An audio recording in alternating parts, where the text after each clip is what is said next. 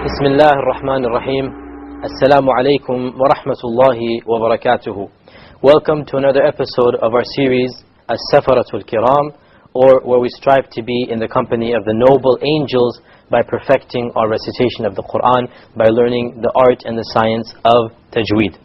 Now, we mentioned in our very first episode that we are going to follow the rules of the qira'ah of Hafs and Asim. And we didn't really explain what is Hafs and Asim and what is this thing called qira'ah. And very briefly, the qira'ah is a particular way of reciting the Quran. And it is named after the Qari who became famous with that particular methodology. So the methodology that we're reciting is that of Hafs and Asim. And Hafs is the student of Asim. Asim, his full name was Asim ibn Abi Nujud, and he died in the year 170 Hijrah. Hafs was his student and who learned from him, and his full name was Hafs ibn Sulaiman al-Kufi al-Asadi. And Hafs was also the stepson of Asim. Now, what are all of these qira'ats? Well, there are 10 qira'at. There are 10 ways of reciting the Quran, and all of them go back to the Prophet sallallahu alaihi wasallam. This is because the Quran was revealed in many different ahruf, is the Arabic wording that is used. The ahruf of the Quran were based upon the various linguistic differences amongst the Arabs. Each tribe had a particular way of speaking Arabic. Just like in our times, the English in America is different than the English in Australia, which is different than the English in England. There are slight differences between the way we pronounce letters, the way we spell them, so on and so forth. Similarly, the Arabs at the time of the Prophet ﷺ, they too differed slightly in this regard. So in order to facilitate the memorization of the Quran amongst different tribes, Allah subhanahu wa ta'ala actually revealed the Quran in 7 different ahruf, if you like, 7 dialects, or 7 different ways of reciting the Quran. These ways were preserved by the companions and passed down from generation to generation until they reached the famous Qurra, the famous people that they are named after, and so they became famous for them. These Qurra are not the originators of the qira'at. This is a very common misconception. They weren't the ones who sat down and invented it. No, all of it goes back to the Prophet ﷺ. It's just that these particular people became famous for that particular way, so the particular qira'ah was named after them. And we said that there are 10 authentic qira'at of this nature. Hafs and Asim is only one of them. And the other common one that is found in the Muslim world is that of Warsh and Nafi'. This is found in some parts of Algeria and some parts of Morocco. And there's other qira'at that are found in small pockets of the Muslim Ummah. But as a whole, the 10 qira'at are only studied in specialized institutions where the entire purpose, the entire syllabus is structured around memorizing these qira'at. With this interesting introduction, let us now return to the rules of Hafs and Asim. And let me mention here that alhamdulillah, the good news is that we have covered pretty much all the basic rules of Tajweed. We have covered pretty much all the basic rules of Tajweed. All that is left is a few, if you like, trivial things at the end, the advanced studies at the end. And this is what we'll do in the remaining few episodes. And we'll also, inshallah, in a future episode, bring a professional Qari, a real Qari, to recite to us the Quran. And we will try to break down and analyze every single rule of Tajweed in his recitation. So make sure you tune in to those shows as well. What is remaining are basically some exceptions. We've studied the general rules of Tajweed. Now there are certain exceptions of those rules. And the good news is that there are very few in number. There are very few in number. You just memorize them, you know that they're there, and you move on. So today we'll discuss a number of exceptions. Firstly, we're going to discuss something known as the sakta. Okay?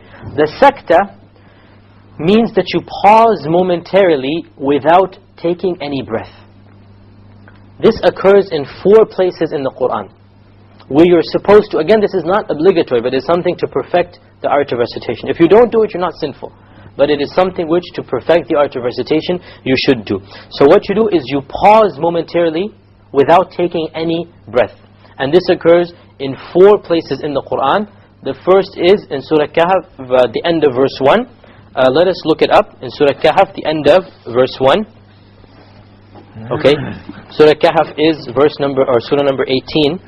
And in fact, you will find, if you look at the Quran, you will find a small scene at the top of the end of the verse. What is this scene?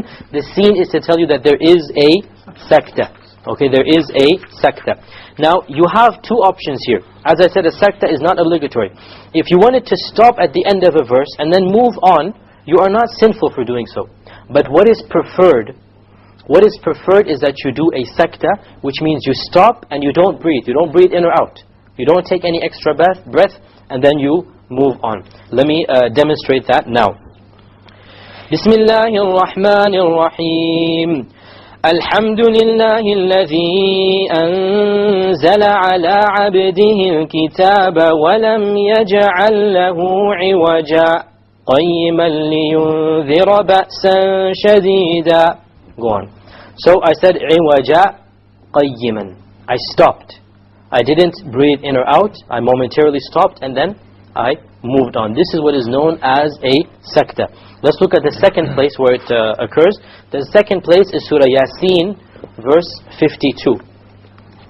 Surah Yasin, the famous surah that, alhamdulillah, many Muslims have memorized. Yasin is surah number 36, verse number 52.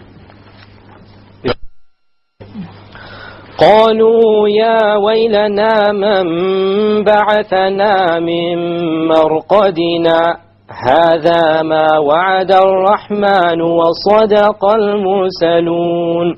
Notice the marqadina, there is a sakta here. Once again, though, if you wanted to stop, you're not sinful to stop, breathe and move on. But to be better, to perfect the rules of tajweed, it is better to have a sakta. marqadina هذا. You stop and you don't breathe and then you move on. The fourth place where it occurs is Surah Qiyamah, verse 27. Okay, move to Surah Qiyamah. Surah Al-Qiyamah obviously is in which juz? Which juz? 29. The 29th juz. Okay, Surah Al-Qiyamah, we have verse number 27. Let me start reading from 26. كلا إذا بلغت التراقي وقيل من راق. Notice here, now here you can really see what a sakta does. وقيل من راق. Suppose I had not done a sakta, what would have happened here? We have a noon sakin followed by a ra. Assimilation. It would have been assimilation, merging without ghunna. وقيل من راق. But because I stopped, because I put a sakta, وقيل من راق. So there's a sakta, so you hear the noon, therefore it becomes like an idhar.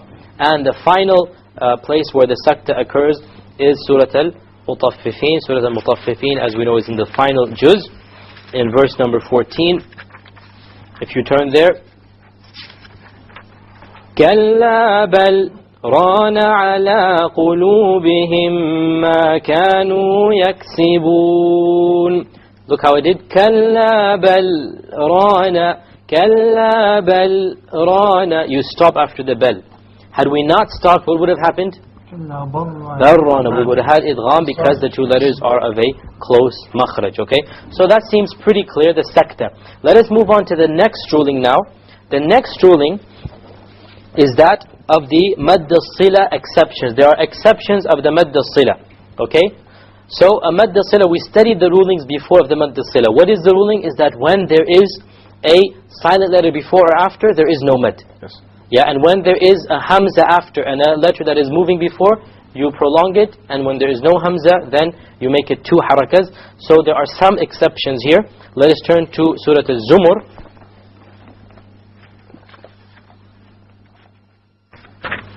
Okay, Surah Al-Zumur is surah number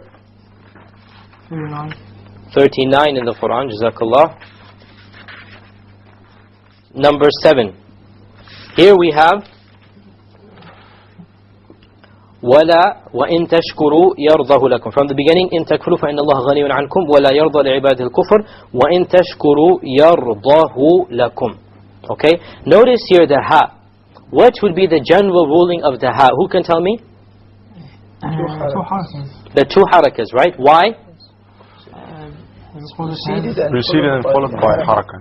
So it's preceded by a haraka and followed by a haraka. But in this particular case, we don't do any type of mad. So we say وَإِن تَشْكُرُوا يَرْضَهُ لَكُمْ يَرْضَهُ لَكُمْ. We don't say يَرْضَهُ لَكُمْ. Okay, why? Because the Prophet ﷺ did so. We don't have any reason, it's just the exception to the rule. وَإِن تَشْكُرُوا يَرْضَهُ لَكُمْ. We don't do a mad over here. So this is an exception. We do not do a mad where technically, generally, there would have been a mad. The next exception with regards to the mad al-sila is Surah Al-Furqan, verse 69. Surah Al-Furqan is verse 25 in the Quran, Surah number 25 in the Quran. Turn back a little bit, Surah number 25, verse number 69. Okay, you found it? Okay. Verse number 69, Allah Azza wa Jalla says, يُضَاعَفُ لَهُ الْعَذَابُ يَوْمَ الْقِيَامَةِ وَيَخْلُدْ فِيهِ. فِيهِ muhana. Notice here the fihi. The general rule would be what in this particular word? There is no mad. Why? Preceded by silence. Because it's preceded by a silent letter. But in this case there is a mad. It's an exception. Why? Because the Prophet ﷺ recited this. We don't know the reason. We just follow what the Prophet ﷺ did. In this particular verse he did recite a mad, so therefore we recite it as well. So the way you recite this is يُضَاعَفُ لَهُ الْعَذَابُ يَوْمَ الْقِيَامَةِ وَيَخْلُدْ فِيهِ مُهَانًا. فِيهِ مُهَانًا. Typically you would say فِيهِ مُهَانًا, but not in this verse. It's an exception. فِيهِ مُهَانًا. You prolong it to two harakas, okay? So these are the only two exceptions of the mad al-sila. Zumar verse 7, you're supposed to do a mad, you don't do it. Okay? Because the Prophet ﷺ did not do so. Furqan verse 69, you're not supposed to do a mad, but you do it. Okay? So these are the exceptions that are memorized, and the rule still applies everywhere else. We move on to the third exception. And this, in my opinion, is one of the most interesting rules of Tajweed ever. Okay? This is the rule of Ishmam. The rule of Ishmam. The rule of Ishmam is that you basically show that you're pronouncing a dhamma and you don't actually pronounce anything. So, in reality, if someone's listening to you only, he will not know that you did an Ishmam. But if he looks at you, he can see that you did an Ishmam. It does not affect what you say. It is only your lips forming a dhamma. How do your lips form a dhamma? Ooh. But you don't make a sound. Why do we do this? Because the Prophet ﷺ did this. Remember, the whole point of Tajweed is what? To recite like the Prophet ﷺ recited. Therefore, when he did a mad, when he didn't do a mad, when he did this, when he didn't do that, every single detail has been preserved and passed down from generation to generation until it has reached us. And we know that when the Prophet ﷺ recited this particular verse which we'll mention, then he did an Ishmam. What is this verse? This verse is Surah Yusuf, verse number 11. Surah Yusuf, verse number 11. Surah Yusuf is Surah 12 in the Quran, verse number 11. Turn to verse number 11. Here you will find most mushafs have a strange symbol here.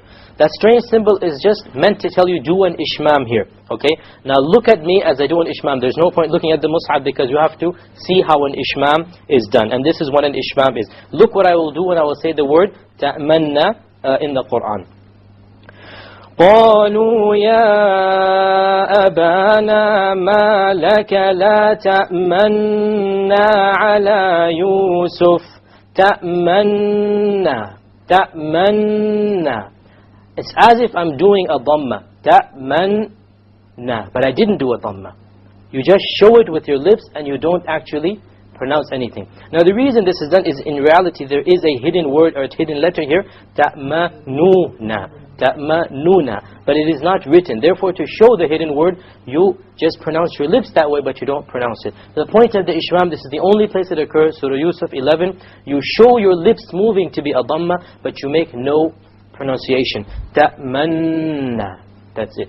This is the exception of Ishmam. We will continue the exceptional rules, and they are very exceptional rules, in our next episode. Until then, recite the Quran properly, strive to be in the company of the holy angels, and we'll see you then. Wassalamu alaikum wa rahmatullahi wa barakatuhu.